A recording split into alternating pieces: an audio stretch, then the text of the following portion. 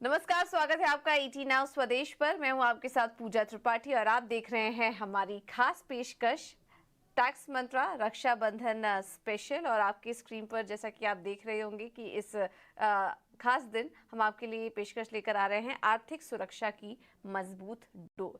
ये राखी special show है जिसमें कि आज इस शो के ज़रिए हम आपको बताएंगे कि भाइयों के पास क्या क्या ऑप्शंस हैं कि वो अपने बहन के आर्थिक रूप से उनको सशक्त बना सके। क्योंकि ये एक ऐसा दिन है, पूरे देश भर में ये त्यौहार काफ़ी धूमधाम से मनाया जाता है। इस दिन बहनें भाई को राखी बांधती हैं और भाई के उज्जवल भविष्य की कामना भी करती है। बदले में भाई भी अपने बहन को गिफ्ट देकर उनकी सुरक्षा का वचन देता है। इस सुरक्षा के बंधन को और मजबूत करने के लिए आप अपनी बहनों की आर्थिक सुरक्षा का भी ऊपर ध्यान दे सकते हैं। उनकी फाइनेंशियल प्लानिंग और टैक्स प्लानिंग करने में एक भाई उनकी मदद भी कर सकता है। तो असल मायने में ये हुआ ना एक सुरक्षा का बंधन, रक्षाबंधन। अगर आपकी बहन फाइनेंशियल इंडिपेंडेंट हो जाए जिसमें आप उसकी थोड़ी बहुत मदद कर सके तो फिर इससे अच्छा गिफ्ट और क्या हो सकता है। तो चलिए हम इस शो की शुरुआत करते हैं और आज हमारे साथ जुड़ चुके हैं जाने माने tax expert Balwant Jain. Balwant ji, thank you so much आज अपने समय देने के लिए, अपना कीमती ईटी नाउ स्वदेश को और इस खास चर्चा में हमारे साथ पेश होने के लिए।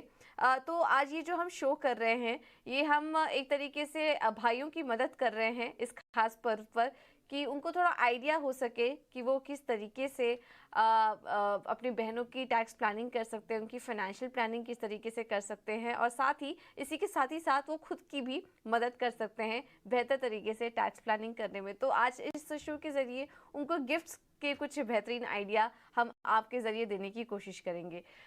तो सबसे पहले शुरुआत करते हैं और जब हम इस चर्चा को शुरू करें तो मेरे दिमाग में एक चीज़ आ रही है कि अब इक्विटी मार्केट में धीरे धीरे लोगों का जो पार्टिसिपेशन है वो बढ़ता जा रहा है। तो ऐसे में महिलाएं भी इसमें आगे बढ़ चढ़ कर पार्टिसिपेट कर रही हैं और अगर टैक्स प्लानिंग भी इसके साथ जुड़ जाए तो फिर तो बात ही क्या। तो ऐसे में ईएलएसएस ये एक काफ़ी अच्छा इंस्ट्रूमेंट हो सकता है कि अगर आपको मार्केट में भी पार्टिसिपेट करना है, टैक्स प्लानिंग करनी है, फाइनेंशियल प्लानिंग करनी है, तो फिर इससे अच्छा इंस्ट्रूमेंट और क्या हो सकता है। इसके बारे में थोड़ा हमें बताइए, ईएलएसएस क्या होता है, इसके मायने क्या होते हैं और किस तरीके से आप इसके ज़रिए प्लानिंग कर सकते हैं। देखिए पूजा, ऐसा है कि जो ईएलएसएस है वो एक प्रकार का म्यूचुअल फंड का स्कीम है। बाकी म्यूचुअल फंड स्कीम में निवेश करेंगे तो आपको टैक्स बेनिफिट नहीं मिलता है इन्वेस्टमेंट करते टाइम। पर जो ईएलएसएस मतलब इक्विटी लिंक्ड सेविंग स्कीम है उसमें आप निवेश करते हैं तो उसमें आप एटीसी में क्लेम कर सकते हैं 1.5 लाख रुपए तक। दूसरी सब एलिजिबल आइटम है उसके साथ में। जहाँ तक प्रश्न है कि भाई कैसे मदद कर सकता है, तो सबसे पहले तो एजुकेशन वाली बात है कि आप उन सिस्टर्स को एजुकेट कर सकते हैं कि आप अपना टैक्स कैसे बचा सकती है ईएलएसएस में निवेश करके। चूँकि ईएलएसएस में निवेश करने पर खुद को ही टैक्स बेनिफिट मिलता है, तो ब्रदर अगर निवेश करेंगे तो वो भाई टैक्स बेनिफिट नहीं ले सकता। तो वो एक काम कर सकते हैं कि अपने ब्रदर को, अपनी सिस्टर को ब्रदर अपने खाते में से या तो रेगुलर ट्रांसफ़र सेटअप कर दे और इन टर्न सिस्टर कोई अच्छी ईएलएसएस में एसआईपी सेटअप कर दे। अगर भाई का दिल बड़ा है तो 1.5 लाख रुपए तक गिफ्ट कर दे, मतलब एक साथ नहीं करना चाहे, नहीं करे, बजट कंस्ट्रेंट हो तो आप मंथली ट्रांसफ़र सेटअप कर दे अपने बैंक अकाउंट में और उसी समय अपनी सिस्टर के अकाउंट में भी आप एसआईपी मंथली एसआईपी सेटअप कर दे। इससे सिस्टर को मतलब अच्छा फंड एक्यूमुलेट करने में मदद मिलेगी। तो ईएलएसएस यानी कि इक्विटी लिंक्ड सेविंग स्कीम, इसके ज़रिए आप इक्विटी मार्केट में भी निवेश शुरू कर सकते हैं। और जैसा कि बलवंत जी हमें बता भी रहे थे कि 2 तरीके हैं जिसके ज़रिए आप उनकी मदद कर सकते हैं। पहले तो आप उनको कुछ अमाउंट या तो आप ट्रांसफ़र करिए, उनका एसआईपी खाता खुलवाने में उनकी मदद कीजिए, आप इसके थ्रू भी कर सकते हैं। और दूसरा तरीका ये है कि आप खुद भी शुरू करिए, अपनी बहन के लिए अभी से फाइनेंशियल प्लानिंग शुरू करिए और वो जो रकम आप जुटाएंगे उसकी मदद किसी तरीके से एक वित्तीय हेल्प हो सकती है आपकी बहन के लिए, तो उसकी शुरुआत आप भी कर सकते हैं। लेकिन अगर बहन के लिए शुरू करते हैं तो आपको उसका टैक्स का फ़ायदा नहीं होगा। लेकिन हाँ, एटीसी के अंडर जैसा कि बलवंत जी भी बता रहे थे कि 1.5 लाख तक का बेनिफिट आपकी बहन को मिल सकता है। चाहे तो आप खुद भी अपने तरीके से वो शुरू कर सकते हैं अपनी बहन के लिए, और बाद में जब उनको ज़रूरत हो तो उनकी फाइनेंशियल मदद भी हो सकती है। तो ये एक तरीका है इस रक्षाबंधन अपनी बहन को गिफ्ट करने का, उनके लिए ईएलएसएस खाता खुलवाकर। बलवंत जी, ईएलएसएस में लॉक इन के नियम क्या हैं? देखिए पूजा, ऐसा है कि ईएलएसएस में जो लॉक इन है वो 3 साल का है। मतलब 3 साल के पहले आप वो पैसा नहीं निकाल सकते। और अगर आप एसआईपी करते हैं तो ये 3 साल का लॉक इन है वो हर एक एसआईपी के संदर्भ में गिना जाएगा। मतलब ऐसा नहीं कि आपने तीसरे साल में जो लास्ट एसआईपी हो गई और वो एसआईपी होते ही आपका पूरा जो ईएलएसएस का अकाउंट है वो डीफ्रीज होता है, वो नहीं। आपकी हर एक एसआईपी का कंप्लीट 3 साल होना चाहिए। एक बात और मैं पूजा बताना चाहूँगा व्यूअर को कि भले ये लॉक इन पीरियड ईएलएसएस का 3 साल है, परंतु इक्विटी चूंकि वॉलेटाइल प्रोडक्ट है तो जरूरी नहीं कि जब 3 साल का पीरियड पूरा हो जाए तब मार्केट, इक्विटी मार्केट अच्छे शेप में हो। तो आपकी मानसिक रूप से तैयारी होनी चाहिए कि आप कम से कम 5 साल निवेशित रहेंगे, जिससे आपको जब जो मैच्योरिटी पे आपको अच्छी अमाउंट मिल जावे। बिल्कुल, ये काफ़ी इम्पोर्टेंट बात आपने बताई कि अगर आप निवेश कर रहे हैं, क्योंकि ये इक्विटी लिंक्ड सेविंग स्कीम है, तो ये मार्केट के जोखिम के भी अधीन है, उसका भी आप ध्यान रखें। ज़रूरी नहीं है कि 3 साल में आपको बड़ा पैसा मिल जाए। हो सकता है मार्केट या उस समय माहौल ठीक ना हो, तो उसका जोखिम भी आपको उठाना पड़ सकता है। लेकिन ईएलएसएस, म्यूचुअल फंड, एसआईपी ये होते हैं इसलिए कि आप लंबे समय के लिए इसमें बने रहें और इसका फ़ायदा उठाएं। अब आगे बढ़ते हैं और अब दूसरे तरीके की गिफ्ट की बात करते हैं, क्योंकि अब धीरे धीरे फेस्टिव सीजन शुरू होने वाला है। आप सभी ट्रैवल की भी, घूमने फिरने की भी योजना बना रहे होंगे। तो घूमने फिरने के साथ ही साथ टैक्स का फ़ायदा, फाइनेंशियल प्लानिंग, टैक्स प्लानिंग आप कैसे कर सकते हैं, ये भी हम समझने की कोशिश करेंगे एलटीए के ज़रिए। बलवंत जी, एलटीए के बारे में बताइए और कैसे इसका फ़ायदा मिल सकता है, कैसे एक भाई अपनी बहन को गिफ्ट के रूप में एलटीए की मदद कर सकता है।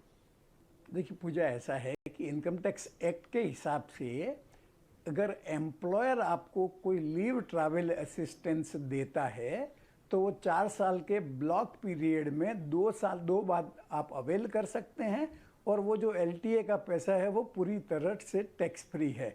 तो अगर आपकी सिस्टर अगर फाइनेंशियली आपके ऊपर डिपेंडेंट है तो आप इस रक्षाबंधन के मौके पर उसको एक कोई हॉलीडे ट्रिप गिफ्ट कर सकते हैं।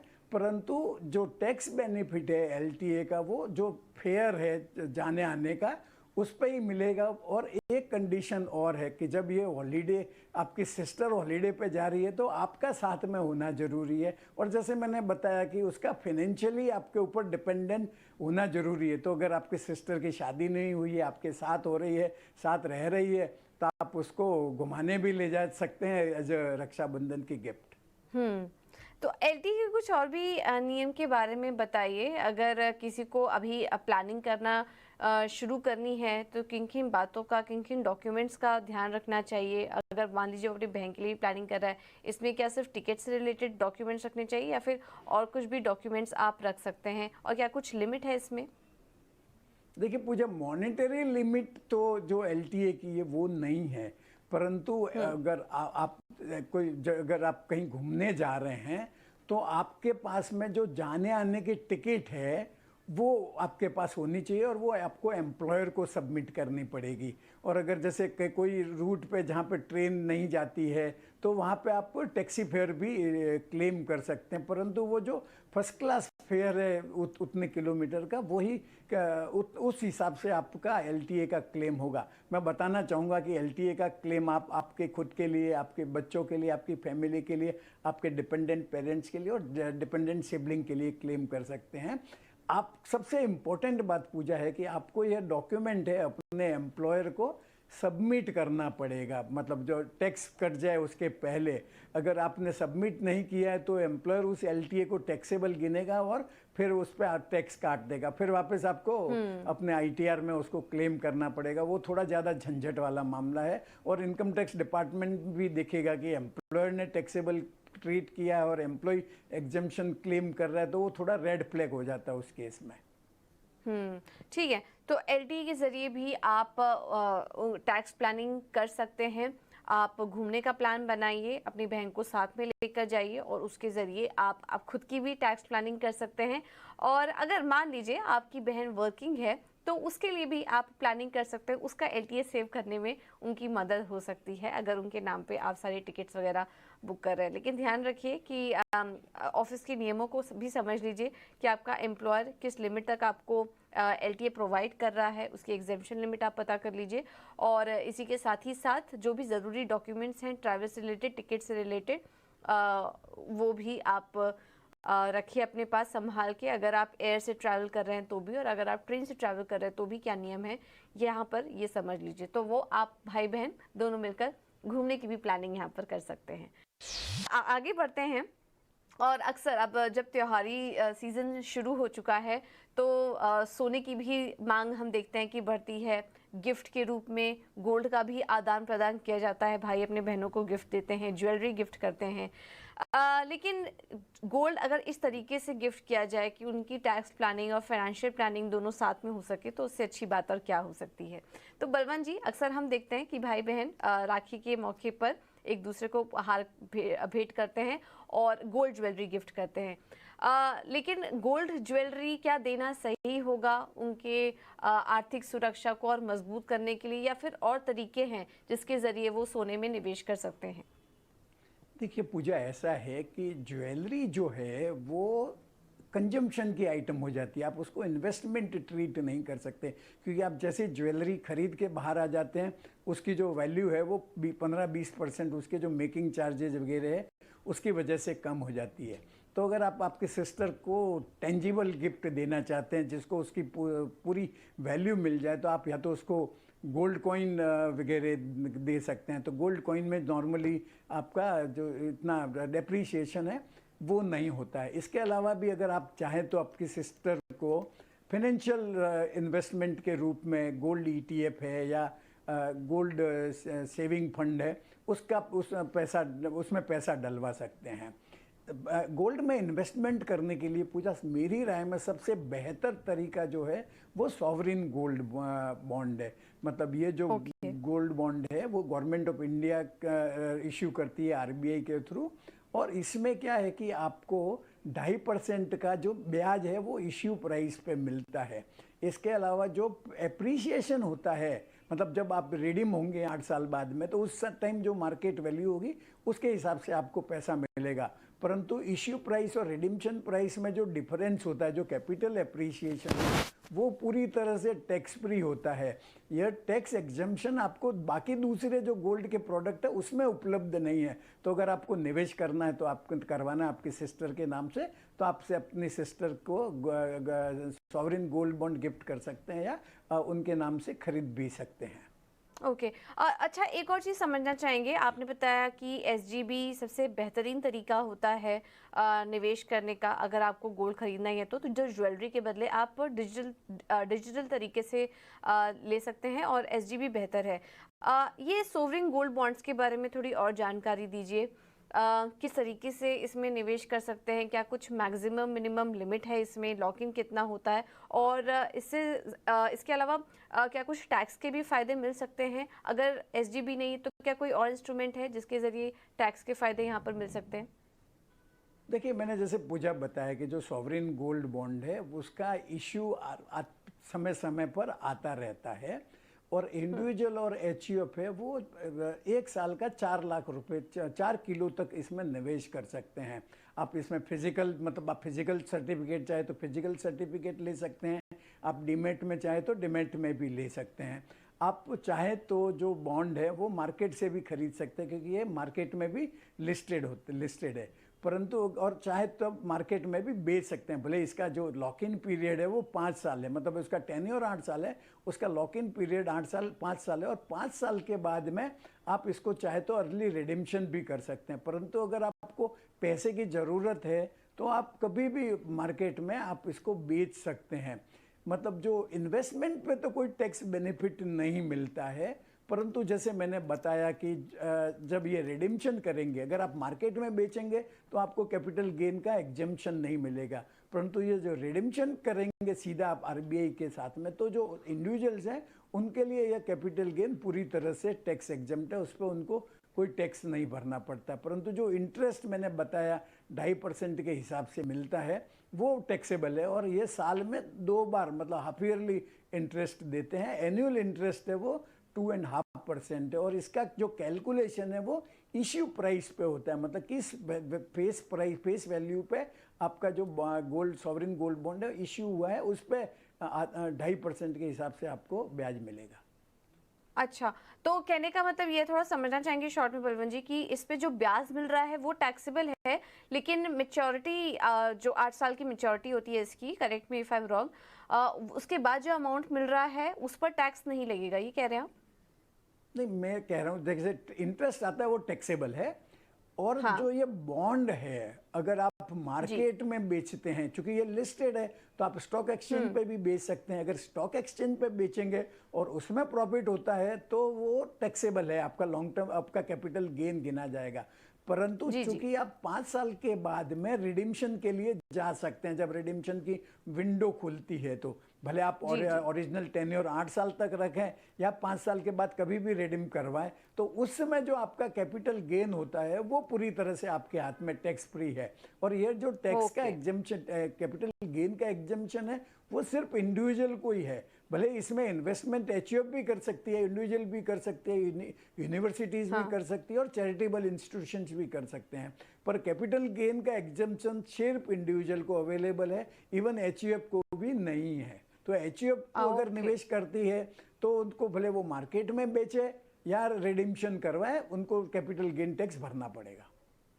बहुत ही बढ़िया इंस्ट्रूमेंट है एसजीबी।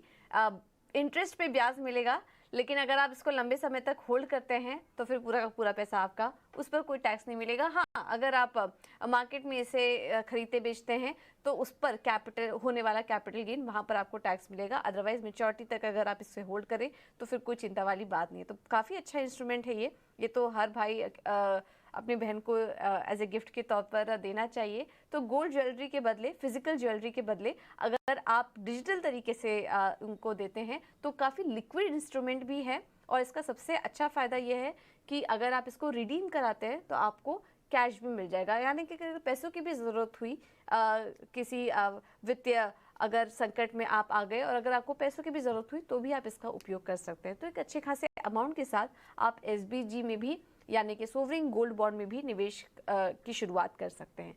ठीक है, चलिए ये तो एक तरीका हुआ। लेकिन अब एक और तरीके से आप अपनी बहन की मदद कर सकते हैं, उसे गिफ्ट दे सकते हैं, वो है अपने पेरेंट्स के ज़रिए। क्योंकि क्या होता है कि जब टैक्स के फ़ायदे की बात होती है तो अक्सर माता पिता अपने बच्चों के लिए जो भी निवेश की शुरुआत करते हैं वहाँ पर उनको टैक्स का फ़ायदा तो होता ही होता है।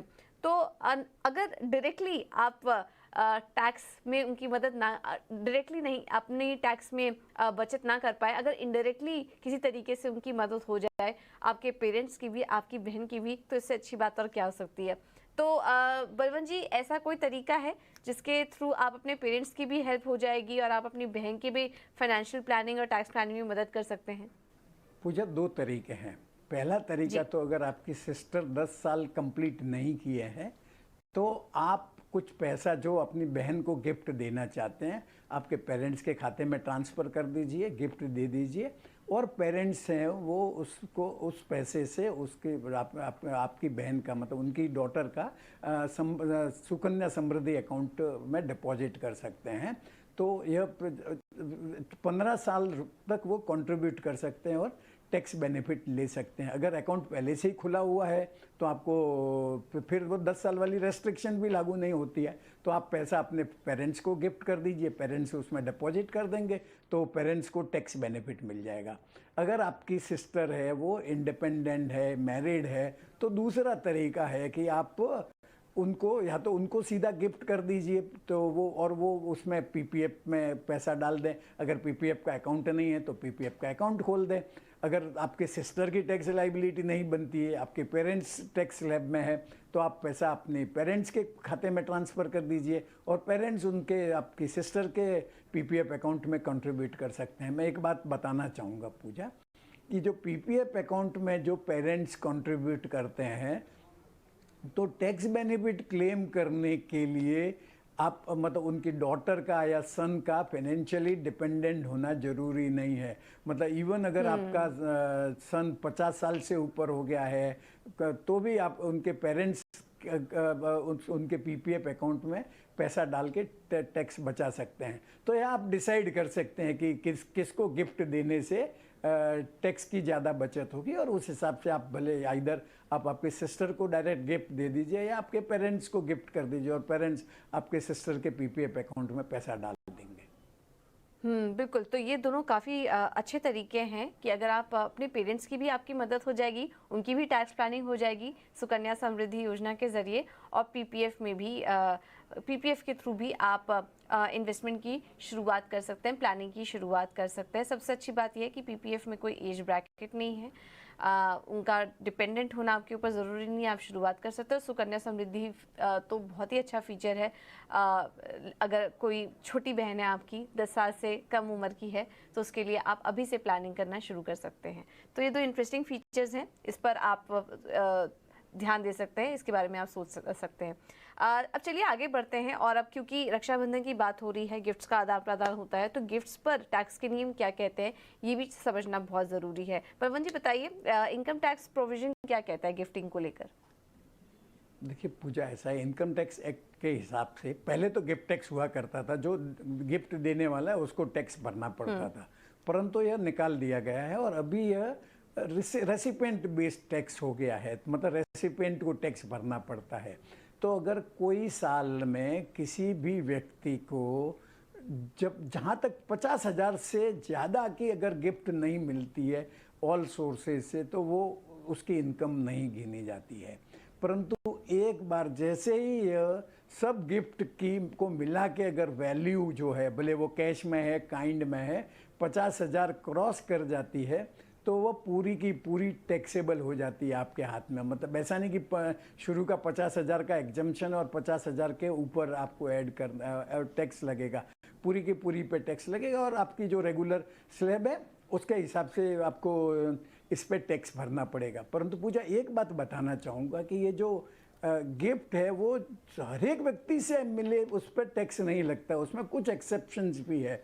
तो कुछ स्पेसिफाइड रिलेटिव से जो गिफ्ट मिलती है वो इनकम नहीं मानी जाती है। वो साल में भले कितनी बार भी ले, कितने रुपए की भी गिफ्ट ले, वो पूरी की पूरी टैक्स फ्री होती है। और ये स्पेसिफाइड रिलेटिव की डिफिनेशन में भाई बहन दोनों आते हैं। मतलब बहन के लिए भाई स्पेसिफाइड रिलेटिव हो गया, और भाई जो गिफ्ट देता है वो बहन के हाथ में पूरी की पूरी टैक्स फ्री होगी, उस पर कोई लिमिट नहीं लगेगी। एक बार बात में और पूजा बताना चाहूँगा कि अगर भाई अपनी सिस्टर को नकद के रूप में कोई गिफ्ट देना चाहता है तो एक मौके पर 2 लाख रुपए से ज़्यादा की गिफ्ट नहीं देनी चाहिए। अगर वो 2 लाख रुपए से ज़्यादा की गिफ्ट देते हैं तो आपकी सिस्टर के ऊपर इनकम टैक्स डिपार्टमेंट जितने की गिफ्ट आई है उतने की पेनल्टी लगा सकते हैं। बाकी आप साल में जितनी बार चाहे और जितनी चाहे उतनी 2 लाख के भीतर की कैश नकद में गिफ्ट अपनी सिस्टर को दे सकते हैं। अच्छा, अगर मान लीजिए गिफ्ट के ज़रिए भाई अपनी बहन को एसेट, ज्वेलरी या फिर शेयर्स देता है, और अगर उनको पैसों की ज़रूरत हुई और अगर उन्होंने वो बेच दिया, तो फिर क्या तब भी वो टैक्स फ्री होते हैं या फिर उसमें कुछ टैक्स लग सकता है? नहीं पूजा, टैक्स फ्री नहीं होता है। मतलब ये जो गिफ्ट का ट्रांजैक्शन है वो टैक्स, वो इनकम नहीं माना जाता है। मतलब ब्रदर और सिस्टर दोनों के लिए कोई टैक्स इम्प्लीकेशन नहीं है। परंतु जब बेचा जाएगा तो उस पर टैक्स लगेगा। कई लोग सोचते हैं क्योंकि सिस्टर की तो कोई कॉस्ट ही नहीं है तो पूरी की पूरी अमाउंट पे टैक्स लगेगा, वैसा नहीं है। मतलब जो सिस्टर है उस पर कैपिटल गेन टैक्स लगेगा, और उस पे जो उसका होल्डिंग पीरियड है, मतलब लॉन्ग टर्म के लिए होल्डिंग पीरियड इम्पोर्टेंट है। तो आपके ब्रदर ने वो असेट कितने टाइम तक रखी थी, अगर ब्रदर ने खरीदी और ब्रदर को भी और कहीं से मिली थी, तो जो अल्टीमेटली जिसने खरीदी थी वहाँ से पीरियड चालू होगा, और सिस्टर जब बेचती है तो पूरा पीरियड कंसिडर किया जाएगा और उससे डिसाइड होगा कि वो लॉन्ग टर्म है या शॉर्ट टर्म है।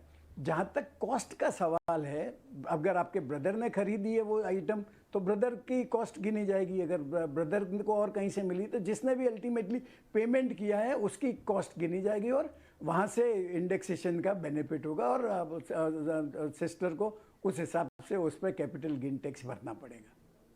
बिल्कुल। तो इस बातों का, इन छोटी छोटी बातों का ध्यान दीजिए कि गिफ्ट पर टैक्स के नियम क्या हैं और किस किस तरीके से आप जो भाई हैं वो अपनी बहनों को मदद कर सकते हैं उनकी टैक्स प्लानिंग करने में। चलिए, इसी नोट के साथ बलवंत जी, बहुत बहुत धन्यवाद आपका आज अपना कीमती समय हमें देने के लिए और इस चर्चा में हमारे साथ भाग लेने के लिए। चलिए, फिलहाल इस शो में इतना ही। उम्मीद है हमारी खास पेशकश आपको पसंद आई होगी। तब तक के लिए मुझे दीजिए इजाज़त। नमस्कार।